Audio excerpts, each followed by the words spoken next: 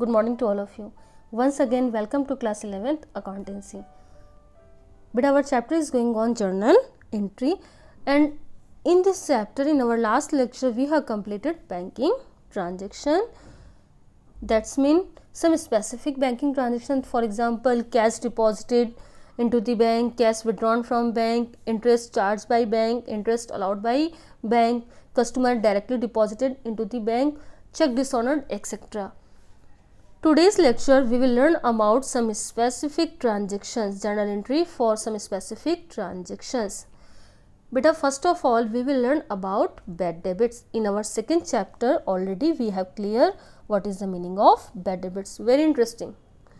Bad debits, जो भी पैसा हमारा डूब गया वो हमारा क्या कहलाता है, बैड डेबिट्स. फॉर एग्जाम्पल, आप अपने फ्रेंड सर्कल में आपने किसी अपने फ्रेंड को, उसको ज़रूरत होगी पैसे की, आपने उसको 500 रुपीज़ दे दिया, ठीक है, छुट्टियां हो गई, पता ही नहीं चला, और जब लॉकडाउन के बाद आप वापस आते हो तो पता चलता है उस फ्रेंड ने स्कूल ही छोड़ दिया, ड्रॉप आउट कर दिया, तो अब आपका वो पैसा क्या हो गया, बैड डेबिट्स हो गया.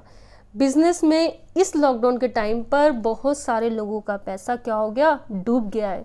तो जितने भी लोगों का पैसा डूबा हुआ है बिजनेस में वो सारा का सारा कहाँ जाएगा बेटा, bad debits. So let's understand what is the meaning of bad debits. ठीक है, what is the meaning of bad debts. Bad debts means the amount that was receivable but could not be realized. बेटा जो amount हमें receivable थी, मिलना था, but could not be realized यानी कि वो अब नहीं मिलेगी, either partially or fully. Such amount that is not recovered, it is a loss of the business and recorded as bad debt. मतलब पैसा डूब गया. डेब्ट्स मीन हमारे डेटर्स, एसेट्स हैं, और बैड मतलब वो बुरे हो गए. ठीक है, तो जब कभी भी बिजनेस में पैसा डूब जाएगा, नहीं मिलेगा, तो वो हमारा क्या कहलाएगा, बैड डेट्स. लॉकडाउन के केसेस में, लॉकडाउन के टाइम पर तो हज़ारों केसेस आएंगे, बहुत सारे बिजनेसमैन हैं जिनका पैसा मार्केट में डूब गया. ठीक है, जो पैसा मिलना था नहीं मिलेगा तो किस में जाएगा, bad debits. And now understand what will be the journal entry. Bad debits account debited to debtors personal account. For example, Ram debtors हैं, हैव टेकन 10,10,000 रुपीज़. ठीक है, नाउ बिकम इंसॉल्वेंट. बेटा बैड डेबिट्स क्यों हो सकता है, डिफरेंट रीज़न हो सकते हैं. हो सकता है वो बंदा फ्रॉड उसने किया हो, ठीक है, उसकी नीयत नहीं हो देने की. मे बी फाइनेंशियल कॉजेज आ सकते हैं, हो सकता है कुछ नेचुरल कॉज आ गए, उसका एक्सीडेंट हो गया, उसकी डेथ हो गई, ये भी कॉज हो सकता है. पैसा डूब जाएगा. आप किसी से बिजनेस करते हो, उसकी डेथ हो गई तो वो भी पैसा डूब जाएगा. वो मेडिकल इमरजेंसी हो गई तब भी आपका पैसा डूब गया, नहीं मिलेगा. या वो बंदा फाइनेंशियली बैंकरप्ट हो गया, यानी कि अब वो आपको कुछ भी इकोनॉमिकली वो डूब गया, उसके पास कुछ भी पेमेंट नहीं है, वो इंसॉल्वेंट डिक्लेयर हो गया, दिवालिया हो गया, तो वो भी अब आपको पैसा नहीं दे पाएगा. तो बहुत सारी कंडीशन हो सकती है. हो सकता है कि वो जानबूझ के नहीं देना चाहे, उसके नेचर में ऐसा हो, या हो सकता है कि कुछ कंडीशन ऐसी बन गई हो कि पैसा उसका क्या हो गया, बैंकरप्ट हो जाए वो, और वो आपको पेमेंट ना कर पाए. दिवालिया बैंक के थ्रू, कोर्ट के थ्रू डिक्लेयर होता है, डेब्ट वो दिवालिया हो गया, इंसॉल्वेंट हो गया. तो ऐसे केस में जो भी अमाउंट आपकी डूब जाएगी, ठीक है, वो अमाउंट आपकी आएगी बैड डेबिट्स में, और जिसकी वजह से डूबी उस बंदे का नाम क्या हो जाएगा, डेटर्स में आ जाएगा, क्रेडिट हो जाएगा. तो फॉर एग्जाम्पल, एक example, Ram holding of 10,000 rupees, जिसके पास 10,000 रुपीज़ थे, बिकम इंसॉल्वेंट एंड बैंकरप्ट. ठीक है, वो बैंकरप्ट हो गया. सिर्फ इतनी सी लाइन गिवन है, Ram become bankrupt. Ram who was our debtors become bankrupt. Bank जो हमारा डेटर्स था, सॉरी, राम जो हमारा डेटर्स था वो बैंकरप्ट हो गया. तो इसका मतलब है पूरा का पूरा पैसा हमारा डूब गया. ठीक है, फुल अमाउंट जो हमारी डूब गई. तो एंट्री क्या पास हो जाएगी, bad debits account debited to Ram. ठीक है बेटा, एंट्री क्या हो जाएगी, बैड डेबिट्स हमारा लॉस है, तो bad debts account debited to Ram. 10,000. ठीक है, ये हमारी एंट्री हो जाएगी. सेकंड क्या हो गया, सपोज वो इंसॉल्वेंट हो गया, बैड डेबिट्स हो गया, लेकिन वो अच्छा बंदा है, तो उसको लगा जितना भी ज़्यादा हम पेमेंट कर सकते हैं उतना हम पेमेंट अपने क्रेडिटर्स को दे दें. अगर कुछ अमाउंट उससे रिकवर हो गई, थोड़ा बहुत, जो भी पार्शियली अमाउंट जो रिकवर हो गई वो कैश और बैंक में आएगी. जो रिकवर्ड नहीं हुई है, जो पैसा डूब गया, वो बैड डेबिट्स में, और डेटर्स हमारे क्या हो जाएंगे, क्रेडिट हो जाएंगे. फॉर एग्जाम्पल, सेम हम एग्जाम्पल ले सकते हैं, Ram holding 10,000 rupees, he become insolvent and he paid 60 पैसे इन अ रुपी. मतलब उसने 1 रुपये में 60 पैसे दिए. यानी कि उससे हमें 10,000 रुपीज़ लेने थे तो उसने कितना दिया 60%। बेटा अगर पैसे लिखा हो ना 60 पैसे इन रुपी, तो रुपीज़ का मीन्स क्या होता है 100 होता है, 60 पैसे मीन्स 60%। तो आप जो भी अमाउंट हो उसका 60%, 40% जो भी पैसे गिवन हो उतना आप परसेंटेज निकालेंगे। तो एंट्री क्या हो जाएगी, राम से जितना मिल जाएगा, फॉर एग्जाम्पल 60% मिल गया तो out of 10,000 60% if you will calculate then receive 6,000। Bad debits कितना हो गया 4,000 एंड टू राम में कितना आ जाएगा,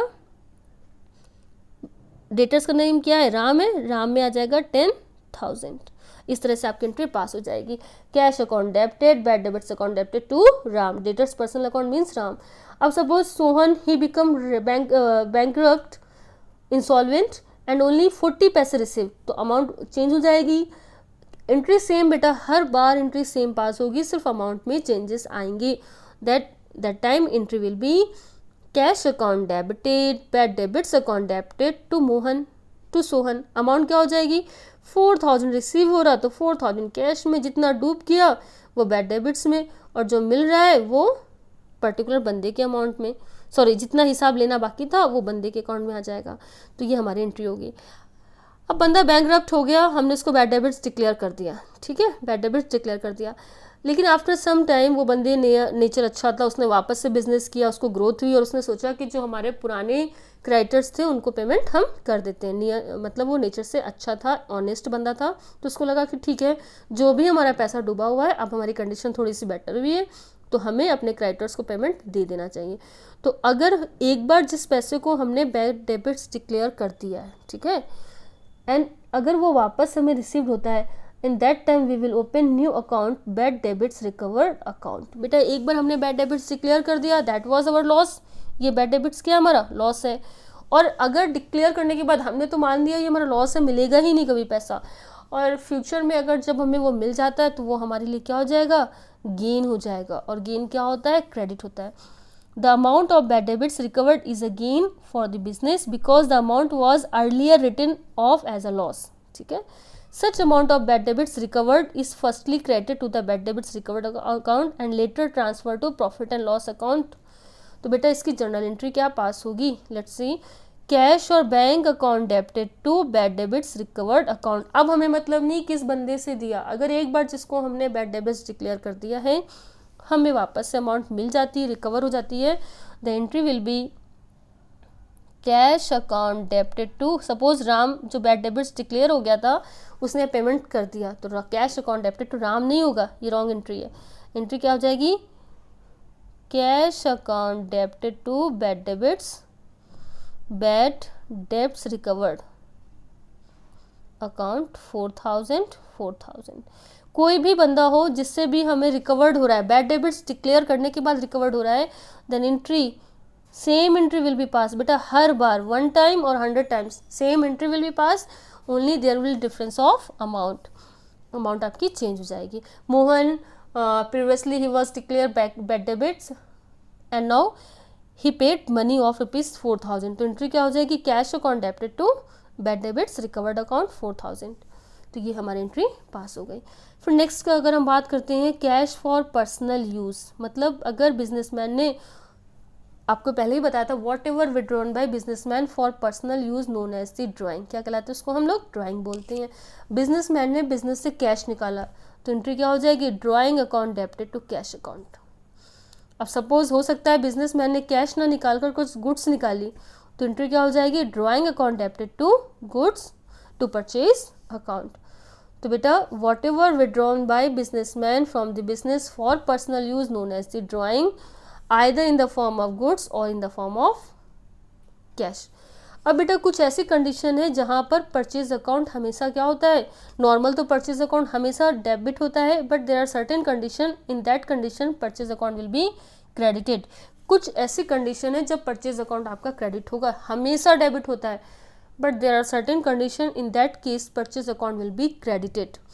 तो वो कौन कौन सी हैं, फर्स्ट कंडीशन है goods for personal use, goods withdrawn by owner for personal use.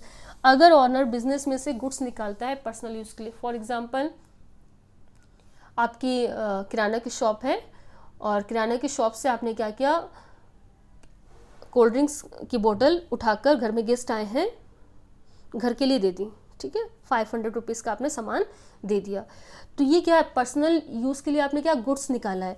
In that case क्या होगा, drawing account debited to purchase account, क्योंकि बेटा अगर वो सामान अगर बिजनेस में रहता और सेल होता तो बिजनेस को कुछ ना कुछ प्रॉफिट मिलता, गेन मिलता, लेकिन वो परचेज तो आपकी कम हो गई, जो बॉटल थी कोल्ड ड्रिंक की सेल होनी थी वो अब आपके पर्सनल यूज़ में चली गई, तो परचेज आपकी क्या हो गई, रिड्यूस हो गई है, तो परचेज क्या हो जाएगी, आपकी क्रेडिट हो जाएगी। और ड्राइंग क्या करती है, ड्राइंग आपका एक्सपेंसेस नहीं है, ड्राइंग कैपिटल को आपको क्या करती है, ड्राइंग कैपिटल को डिक्रीज करती है, और अगर आपके कैपिटल किसी भी वजह से डिक्रीज होगी तो वो क्या हो जाएगी, डेबिट, ठीक है। तो आप याद रखना, whatever withdrawn by the businessman for personal use from the business known as the drawing हमेशा डेबिट होगी टू परचेज। अब बेटा ये एंट्री है to input GST, to input CGST, इनको अभी आपको ध्यान नहीं देना है, मत लिखना इनको अभी, जीएसटी का एक सेपरेट चैप्टर है, जब हम उसको क्लियर कर लेंगे then only you are going to understand this entry. अभी हमने जीएसटी नहीं पढ़ा है, तो एक बार जर्नल एंट्री का टॉपिक क्लियर हो जाए and then we will start journal GST, ठीक है। जीएसटी का चैप्टर हम पढ़ेंगे, वहाँ पर जीएसटी आराम से अच्छे से क्लियर हो जाएगा। तो एंट्री याद करो, goods withdrawn for personal use, entry क्या हो जाएगी, drawing account debited to purchase. अब बिजनेसमैन ने क्या किया, गुड्स भी निकाल लिया और कैश भी निकाल लिया, तो बेटा दोनों एंट्रियाँ पास हो जाएंगी। एंट्री क्या हो जाएगी, drawing account debited to purchase account and to cash account, clear. Now next entry, goods given away as a charity, in that time also purchase account will be debited, purchase account will be debited. See here, charity it is our expenses, ठीक है, charity हमारा क्या है, दान में कोई भी चीज़ हम दे रहे हैं तो हमारा एक्सपेंसेस है। अब दान में अगर हम कैश दे रहे हैं तो क्या हो जाएगा, charity account debited to cash account. अगर हमने दान में क्या दिया है बेटा, कैश दिया है, देन चैरिटी अकाउंट और donation account debited to cash account. और हमने गुड्स दे दिया, सपोज आपकी क्लॉथ की, साड़ी का बिजनेस है, साड़ी की शॉप है, और आपने क्या किया, at the end of the month 5 जो या ईयर है, आपने क्या किया, 10 साड़ियाँ दान में दे दी, ठीक है, डोनेट कर दी, चैरिटी में दे दिया, तो एंट्री क्या हो जाएगी, charity account debited to purchase account, ठीक। अब आप मंदिर गए, आपने क्या किया, at the end of the year आपने चैरिटी में साड़ी भी दे दी और कुछ पैसे भी दे दिए, तो एंट्री क्या हो जाएगी, charity account debited to purchase account and to cash account, दोनों आ जाएगा, charity account debited to purchase account and to cash account. Entry हो जाएगी चैरिटी अकाउंट डेबिटेड, कैश भी गिवन है आपने दिया हुआ है, एंड टू परचेज, और आपने गुड्स भी दिया है, तो गुड्स की देने की वजह से आपका परचेज कम हो गई है, तो charity account debited to cash account and to purchase account. ये तो आपकी एंट्रियाँ होंगी जब परचेज अकाउंट आपका क्रेडिट हो रहा है। दो कंडीशन आपने पढ़ ली, withdrawn for personal use and given away as a charity, ठीक है। नेक्स्ट है goods given as a free sample. Free sample आपने एडवर्टीजमेंट के लिए, बहुत सारे लोग कंपनीज क्या करती हैं, गुड्स को भी डिस्ट्रीब्यूट करती हैं। आपने बहुत बार देखा होगा न्यूज़पेपर में कॉफ़ी के पाउच अटैच होकर आते हैं, शैम्पू के पाउच अटैच होकर आते हैं, door to door publicity advertisement करने के लिए घर पर भी कुछ सैम्पल्स आते हैं आपकी। तो डिफरेंट कंपनीज है अपने नए प्रोडक्ट को लॉन्च करने के लिए, एडवर्टीजमेंट करने के लिए सैम्पल भी फ्री में डिस्ट्रीब्यूट करती हैं। इन दैट केस एंट्री क्या होगी, advertisement account debited to purchase. बेटा एक बार आप लोग जीएसटी वाला टॉपिक बिल्कुल भूल जाना, सिर्फ आपको इतना याद रखना है, advertisement account debited to purchase account. अब एडवर्टीजमेंट में कंपनी को आपने कुछ कैश भी दिया, फीस भी दी एडवर्टीजमेंट में, तो क्या हो जाएगा, advertisement account debited to cash account and to purchase account. तो अगेन आपकी कंडीशन क्या होगी, goods given away as a free sample, that time also purchase account will be credited, ठीक है। जीएसटी हम जीएसटी के चैप्टर्स में क्लियर करेंगे। नेक्स्ट हम देख लेते हैं लॉस बाय फायर और लॉस बाय थेफ्ट। सपोज माल क्या है, या तो जल गया या चोरी हो गया, तो बेटा अगर गुड्स है वो हमारा जल गया या चोरी हो गया, तो उस टाइम पर भी हमारा परचेज अकाउंट क्या हो जाएगा, हमारा परचेज अकाउंट क्रेडिट हो जाएगा। तो एंट्री होगी लॉस बाय फायर और loss by theft account debited to purchase account, loss by fire और loss by theft account debited to purchase account, GST छोड़ देना, ठीक है। अब ये जो माल जला है या जो चोरी हुआ है, बिजनेसमैन स्मार्ट था, उसने क्या किया, इंश्योरेंस करवा के रखा हुआ था कंपनी का, तो अगर इंश्योरेंस है दैट केस ओनली, ठीक है। अगर इंश्योरेंस नहीं है then only one entry will be passed, and if there is insurance, goods was insured, in that case one more entry will be passed. कि अगर गुड्स इंश्योरेंस था, insured था, तो हम इंश्योरेंस कंपनी से क्लेम मांगेंगे. जब क्लेम मांगेंगे तो एंट्री क्या हो जाएगी, insurance account debited to purchase. बेटा आप इसको परचेज मत करना, जो मैं लिखवा रही हूँ वो होगा. देखो जीएसटी वाला टॉपिक तो अभी आपको करना ही नहीं है, ठीक है. जीएसटी वाला टॉपिक तो अभी आपको मेंशन ही नहीं करना है. अब एंट्री देखो क्या पास हो जाएगी. अगर गुड्स इंश्योर्ड था तो एंट्री हो जाएगी इंश्योरेंस अकाउंट, हम क्लेम करेंगे insurance account debited to loss by fire account या लॉस बाय थेफ्ट अकाउंट. आपको ये एंट्री पास करनी है, ध्यान से देख लो. एंट्री क्या पास करनी है, insurance account debited to loss by fire account. Insurance, उसको ठीक से समझ लेना, इंश्योरेंस ही लिखा हुआ है, स्पेलिंग तो पता ही सबको. इंश्योरेंस अकाउंट डेबिटेड, परचेज की जगह आप परचेज को डेबिट ना करके आप क्या डेबिट करोगे, जो मैं यहाँ पर मेंशन कर रही हूँ, insurance account debited to loss by fire और थेफ्ट अकाउंट. ठीक है, जीएसटी से अभी आपको कुछ भी मतलब नहीं है. ठीक है, अब इंश्योरेंस जो था हमारा सिक्योर था, हमने कंपनी को क्लेम कर दिया, insurance company account debited to loss by fire और थेफ्ट अकाउंट. अब क्या हुआ, कंपनी ने फुल क्लेम रिसीव कर लिया. सपोज 10,000 का गुड्स था, बर्न हो गया था और पूरा का पूरा हमें क्लेम मिल गया. Then entry will be bank account debited to insurance company account. बेटा एंट्री क्या हो जाएगी, bank account debited to insurance company account. हमारी एंट्री ये पास हो जाएगी. ठीक है, सपोज 10,000 जो हमारा क्लेम था, फुल अमाउंट हमें मिल गई है, तो हम फुल अमाउंट इस तरीके से लिख देंगे. अब सपोज कंपनी से जो हमारा क्लेम था, कंपनी ने हमें फुल अमाउंट नहीं दिया. Out of 10,000 company paid only 8,000. तो इन that case entry will be bank account debited.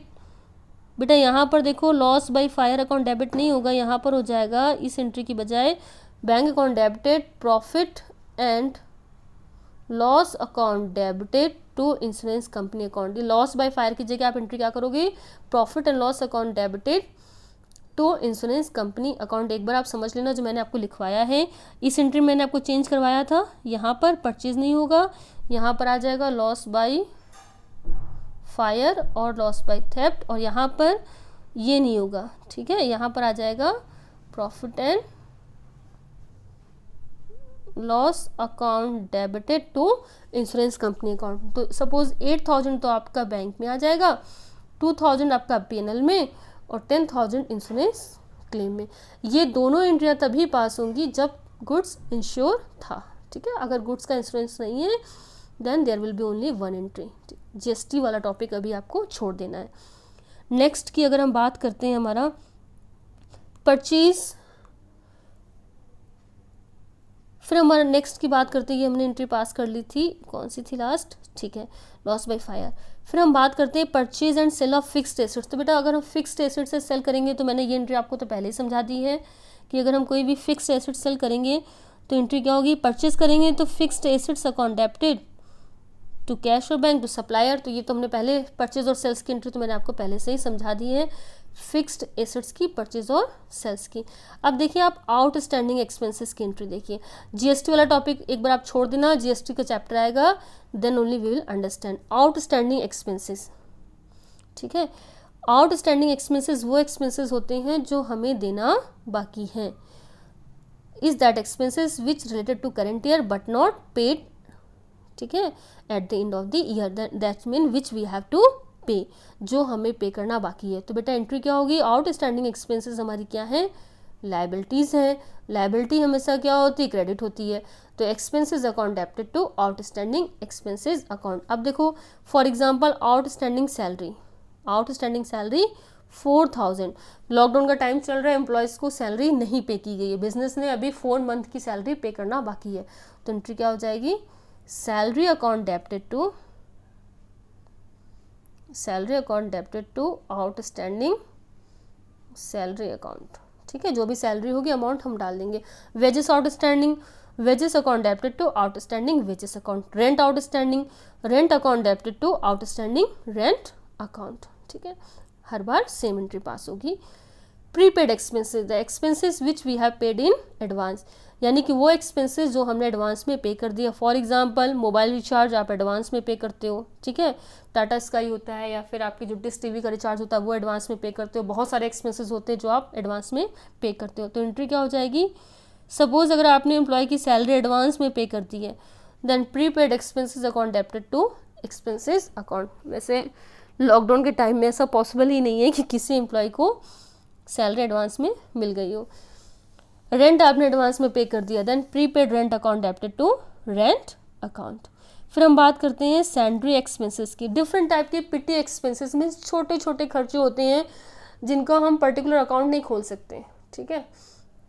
In that particular, ऐसे बहुत छोटे छोटे अमाउंट के खर्चे होते हैं जो जिनके लिए हम अलग से अकाउंट नहीं बना सकते। तो ऐसे छोटे छोटे खर्चों के लिए हम क्या करते हैं, कॉमन अकाउंट बनाते हैं, और उस कॉमन अकाउंट का नाम क्या होता है, मिसलेनियस या फिर सैंड्री एक्सपेंसेस अकाउंट। तो बेटा एक्सपेंसेस हमेशा डेबिट होंगे, तो एंट्री क्या हो जाएगी, सैंड्री एक्सपेंसेस और miscellaneous expenses account debited to cash account. Clear, simple सी एंट्री है जो हम हमेशा एक्सपेंसेस के लिए पास करते हैं। अब हम बात करते हैं accrued income. Accrued income, it is our assets. Accrued income which is earn but not received. हमने अर्न तो कर ली है लेकिन हमें रिसीव नहीं हुआ। फॉर एग्जाम्पल, एक तो था रेंट हमें देना बाकी है। एक एग्जाम्पल हम लेते हैं इंटरेस्ट का, कि सपोज हमें इंटरेस्ट मिलना था 4 मंथ का, बट अभी तक हमें इंटरेस्ट नहीं मिला है, तो वो हमारी क्या है, इनकम है। वो इनकम जो हमने अर्न कर ली है, कमा ली है, लेकिन अभी तक हमें रिसीव नहीं है, वो हमारी कहलाती है accrued income. And accrued income it is our assets, और एसेट्स क्या होगी, डेबिट होगी। तो एंट्री क्या हो जाएगी, accrued income account debited to income account. For example, accrued interest account debited to interest account. Accrued commission account debited to commission account. Commission earn कर लिया है बट रिसीव्ड अभी नहीं हुआ है, तो accrued commission account debited to commission account. Advance income इसी का अपोजिट होगा। अक्यूर्ड का जस्ट अपोजिट क्या होता है, अनअक्यूर्ड। एडवांस इनकम को हम लोग क्या बोलते हैं बेटा, अनअक्यूर्ड भी हम लोग बोलते हैं। अन मतलब रिसीव्ड इन एडवांस, हमने अर्न नहीं किया है but we have received, we did not earn but we have received. For example, advance में कोई चीज़ हमें मिल गई, एडवांस में हमें रेंट मिल गया। एडवांस में एक होता है, एडवांस में हमने पे कर दिया, वो हमारा एक्सपेंसेस हो गया, प्रीपेड। एडवांस में हमें मिल गया, एडवांस में हमें मिल गया, इसका मतलब हमारी क्या है, लायबिलिटीज़ है। सपोज सैलरी अगर हमें एडवांस में मिल गई तो सैलरी क्या हमारी लायबिलिटीज़ है। अच्छा, एक बात याद रखना, बिजनेसमैन को सैलरी नहीं मिलेगी, बिजनेसमैन सैलरी और वेजेस हमेशा पे करेगा। तो income received in advance, for example rent received in advance, तो क्या हो जाएगा, rent account debited to accrued rent account. Rent account debited to accrued rent account. Interest received in advance, interest account debited to accrued interest account. Commission received in advance, commission account debited to unaccrued, sorry बेटा accrued नहीं, मैंने जहां भी अगर अक्यूर्ड बोला है तो wrong होगा, अनअक्यूर्ड कमीशन अकाउंट या फिर टू एडवांस कमीशन अकाउंट। अब हम बात करते हैं डेप्रिसिएशन। बहुत ज़्यादा इंपॉर्टेंट टॉपिक है ये आपका, और ये आपके आने वाले चैप्टर्स का एक पार्ट होगा। डेप्रिसिएशन का आपका इंडिपेंडेंट चैप्टर्स और वो आएगा। Depreciation means decrease in the value of fixed assets, ठीक है, जो ग्रेजुअली धीमे धीमे फिक्स्ड एसेट्स में डिक्रीज होता है, वो हमारा कहलाता है डेप्रिसिएशन। डिटेल में हम चैप्टर्स में पढ़ेंगे। डेप्रिसिएशन एक हमारा नॉन कैश एक्सपेंसेस है। ये क्या है, हमारा एक्सपेंसेस, और एक्सपेंसेस हमेशा क्या होते हैं, डेबिट होते हैं। देन एंट्री क्या हो जाएगी, expenses account debited, depreciation account debited to assets account. Example आप समझ लो, for example depreciation charge on furniture, तो एंट्री क्या हो जाएगी, depreciation account debited to furniture. Depreciation charge on building, depreciation account debited to building. अब मेरे ख्याल से आपको इतना तो नहीं समझाना पड़ेगा ना, टू और बाई कैसे, टू और कैसे लिखते हैं एंट्री, वो तो आपने पहले ही प्रीवियस क्वेश्चन में पढ़ लिया होगा। Depreciation account debited to assets, मतलब जिस भी एसेट्स पर डेप्रिसिएशन हो रहा हो, चार्ज हो रहा हो, उसका नाम हम लिख देंगे। डेप्रिसिएशन हमारा एक्सपेंसेस है तो डेबिट होगा, और बिकॉज ऑफ डेप्रिसिएशन एसेट्स की वैल्यू क्या हो रही है, डिक्रीज हो रही है, तो एसेट्स आपकी क्या हो जाएगी, क्रेडिट हो जाएगी रूल के अकॉर्डिंग, ठीक है। नेक्स्ट अगर हम बात करते हैं, हमारा टॉपिक है, ये हमारा डेप्रिसिएशन तक हो गया है। ओपनिंग एंट्री, बेटा इस एंट्री को कंप्लीट करने के बाद आपका ये चैप्टर कंप्लीट हो जाएगा, ठीक है।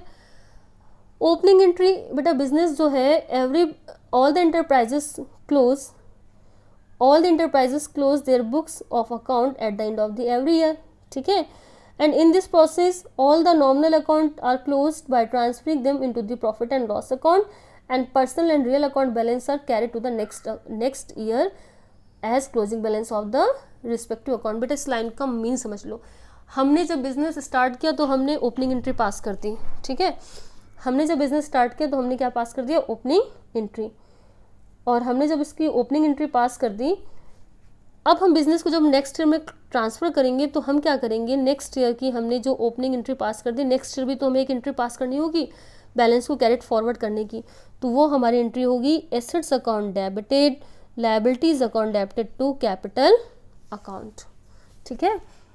Assets account debited to capital account. बेटा इस टॉपिक को हम क्या करेंगे, बेटर है आज के लिए आपके लिए बहुत सारा हो गया होगा। इस टॉपिक को हम नेक्स्ट लेक्चर्स में प्रॉपर तरीके से विद न्यूमेरिकल हम पढ़ेंगे, ठीक है बेटा। थैंक यू बेटा।